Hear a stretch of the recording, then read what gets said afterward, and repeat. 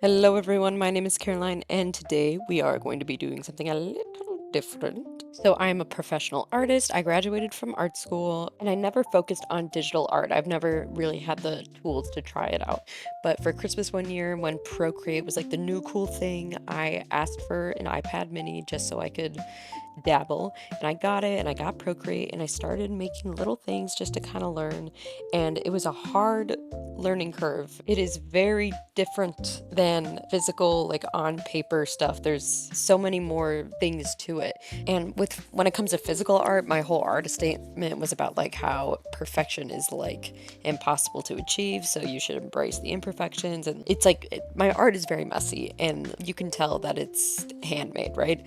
So my approach to digital art is literally the antithesis of this. And since it is digital, there are a lot of like cheats you can use, so I always felt like it had to be like absolutely perfect, and if it wasn't perfect, then like I didn't like it wasn't good at all, because I have the tools at my disposal that you don't get with physical art. And I want to be very clear, this is just a me thing. I love when digital art looks handmade and messy, and in no way do I think it's easier. It's just a weird mental thing that I have when I draw on a digital medium. I don't know why. I'm trying to stop thinking that way, but it's really hard for me. All this to say, I started this journey 4 or 5 years ago when I first started college, and now I looked back at some of my old stuff and I looked at it and I was like, I could totally do better. So I took 3 pieces and I redrew them how I would now, just to see my improvement. So here's the first one. I don't hate it. I just feel like I could do a lot better now. There's a lot of unnecessary texture to be like, oh, look, it's a drawing. Like, it's not enough intention for it to justify being there. I don't know.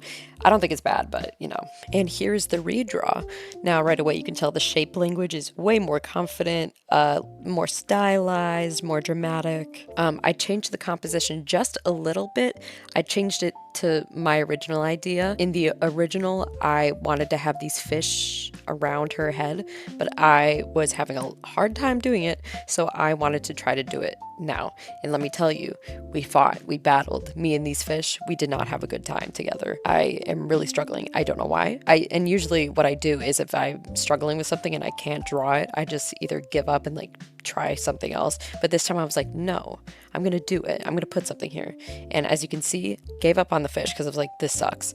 And I instead put like these weird alien things that aren't real, just drew them because I was like, okay, maybe I won't draw a fish, but something needs to happen because I'm not giving up this time. And I guess you could say I did give up on the fish, but guess what? Play to your strengths. I didn't want to stop in the middle of this and then do like fish studies to figure out how it works. Like, sorry, that wasn't gonna happen. And I actually think these work better because she's very alien, she doesn't look human, and she's breathing in water, you know, like not of this world. And you might also be asking, how is the water not coming out of the fishbowl? I don't know. It's just a drawing. Don't think that hard about it. Here, I'm doing like the regular lighting, like it's fun, it's cute, it's whatever, it's happening.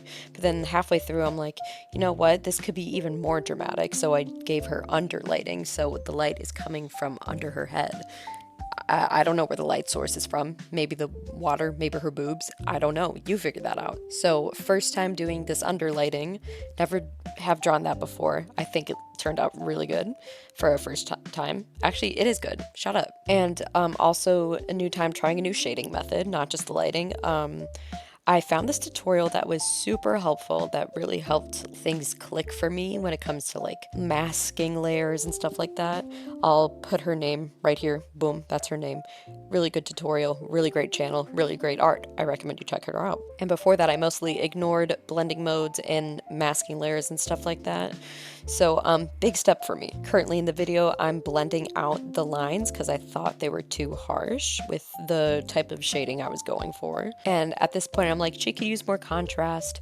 So I start using different colors. You can see I'm using the green for the darker shades. And then add some pink to her lips, her nose. And then we add way more highlight because I'm like, we need the drama of it, you know? And then after that, I do the gradient. layer, which I think it adds quite a lot. And you get that like oomph, that little seasoning. And for these little fish boys, I tried to make like a sheen on them, but it's a little hard to see. But you know, there was an attempt. I'm sorry if the video is not great. It's on Procreate, so if there's like little things that are hard to see, I have to zoom in on it. So sorry about that. And you could see me trying to add texture to the skin layer, but I get rid of it because it just didn't look right to me. Not the right piece. Again, lack of intention. Going for the vibes, and the texture vibe was not in this for me in this moment. But I do feel like it's missing something, so I'm trying to add detail to the hair and stuff. And it literally just occurred to me that I should have had her hair like floating in the water with like floating physics. That would have looked cool. And I'm a little bummed about it. Maybe in another 4 years, I'll try it again. And maybe by then I will also have learned how to draw fish. I doubt it. Then after the glass, I add some little effects to it, and I add a gradient. So here's the finished piece. Doesn't it look so nice? And I still crave that little texture, so I added it to the background instead of her face. And just look at the difference. Look at the material. I mean, this looks like a draw this in your style challenge and not a redraw. Like, hello. All right, piece 2. Let's give it up for piece 2, which is this monstrosity. I couldn't tell you what I was going for. Couldn't tell you the idea behind it. I don't know. That's all I got. Like, what is the hand, the anatomy? Oh my god. So when I saw that, I was like, I've got to redeem myself. And I have taken a couple of anatomy classes since I drew that one, so now I kind of know what I'm doing. And I had a first draft of this where I tried to add like the honk with the hand up, but physically I don't think that would be very possible. And with the references I was using, like, it just wasn't feasible. I don't know, it was just weird. So I just changed it, and I think this makes for a better composition anyways. And I don't know why, but this is one of the quicker ones. Like, I found the right reference image, and I was just, like, good to go. And it might be hard to explain why there's a bunch of pictures of naked women on my iPad, but, if you know, you know. And for some reason, I couldn't draw these hands. Like, when it comes to hands, I'm really good at drawing them alone, but, like, when they're on a body, my brain has, like, a stroke, and then I can't do it anymore.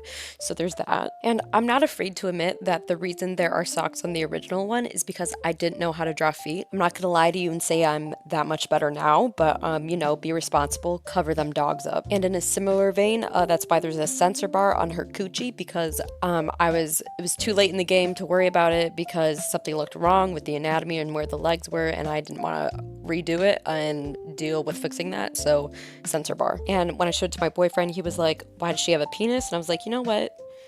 Not my intention, but what if she did, you know? What if they did?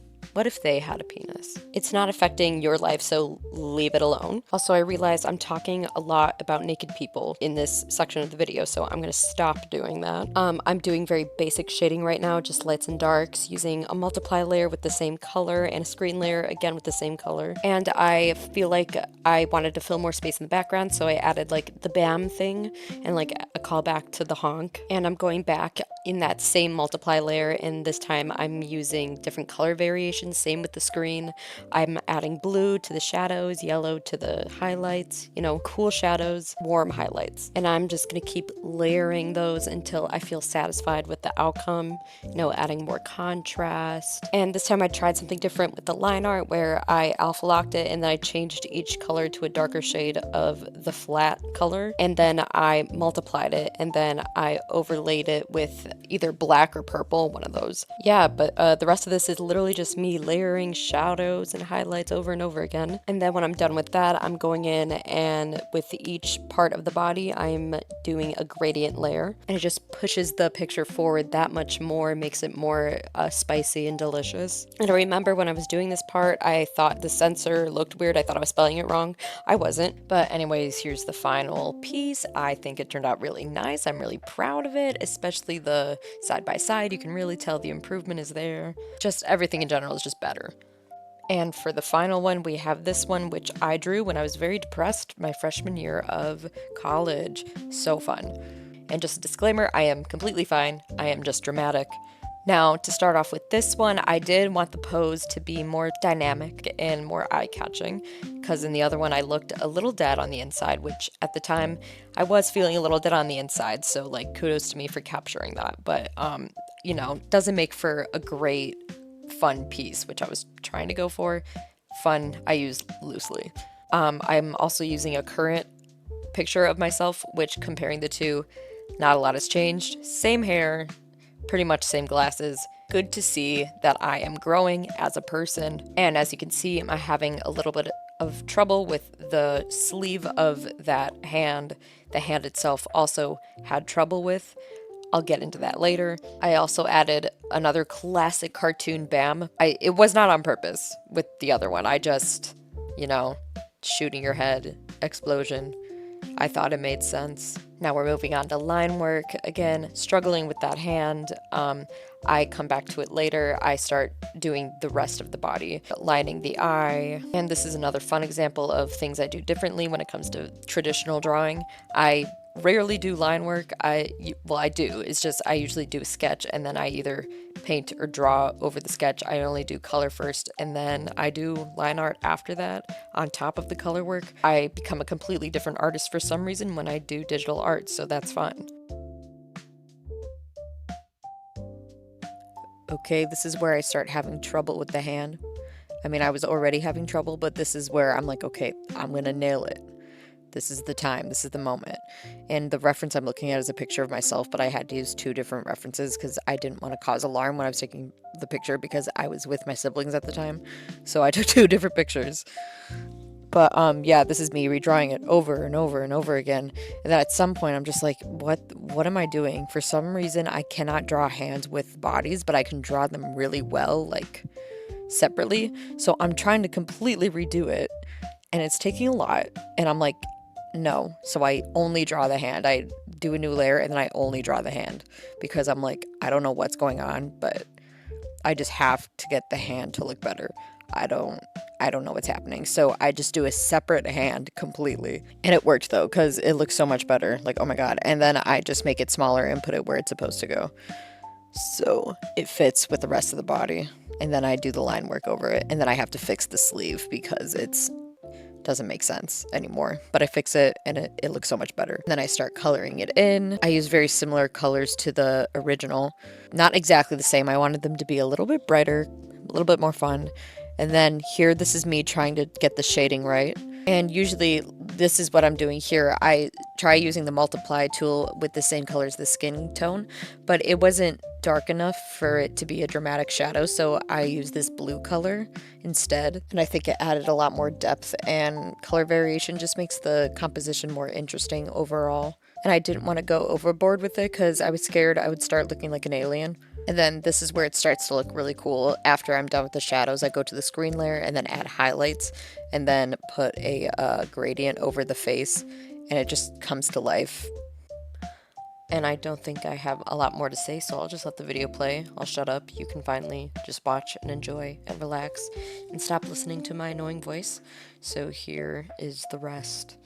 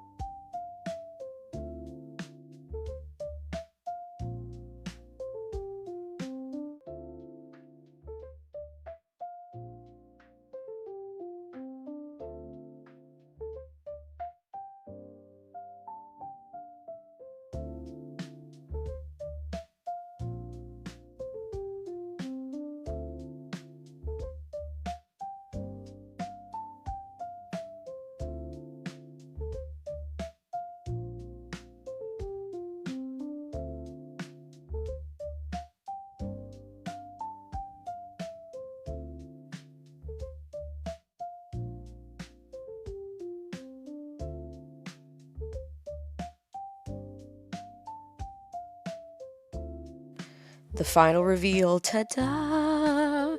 I really like this one. Here's it compared to the old one, and I think again, the difference is staggering. Well, that's all I had planned for today, really. So here are the three different ones yet again. And I think this just goes to say, just keep at it, whatever you're working at, you know? Because it might not feel like it at the time that you're not improving, but you actually are. So, you know, you just keep doing what you're doing. And that's that.